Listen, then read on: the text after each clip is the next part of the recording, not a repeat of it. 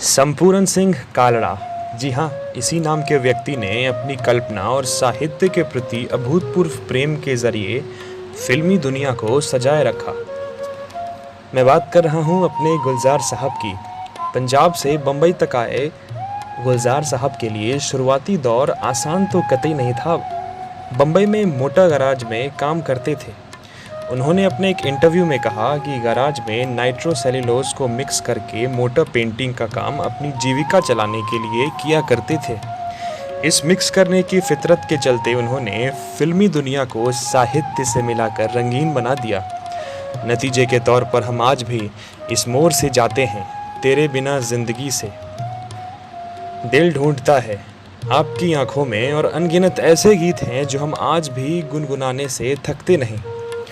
गुलजार साहब की आवाज़ की जादू ऐसी है कि अगर आप उनकी आवाज़ में उनके लिखे नज़्म आंखें बंद करके सुने तो आप जान जाएंगे कि कैसे गुलजार साहब अपनी कल्पनाओं की दुनिया में अपने श्रोताओं को ले जाकर प्रकृति से बात कराना सिखाते हैं। कहने का मतलब यह है कि उनकी आवाज़ में उनके लिखे नज़्म को सुनना एक सुकून का एहसास है। जब मशहूर निर्देशक बिमल रॉय ने संपूर्ण सिंह नाम के चमत्कारी अदीब को पहचाना, तब बिमल रॉय ने गुलजार साहब से कहा कि आप मोटर गैराज में काम ना करें, और इस तरह से गुलजार साहब ने बॉलीवुड में अपनी जगह बना ली। बिमल रॉय के साथ असिस्टेंट डायरेक्टर के तौर पे उन्होंने कई वर्ष काम किए।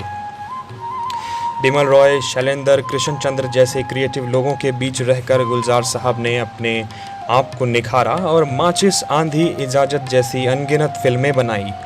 गुलजार साहब ने मिर्ज़ा गालिब के जीवन को भी पर्दे पर उकेरा, जिसके ज़रिए मेरे जैसे युवा आज के दौर में मिर्ज़ा गालिब को समझ पाते हैं। गुलजार साहब की नगमा निगारी के कारण उनको ऑस्कर अवार्ड से भी नवाजा गया। गुलजार साहब की पोइट्री, उनके नज़्म, उनके लिखे गीत, उनकी फ़िल्मों के बारे में अगर कुछ भी कहा जाए तो वह कम है।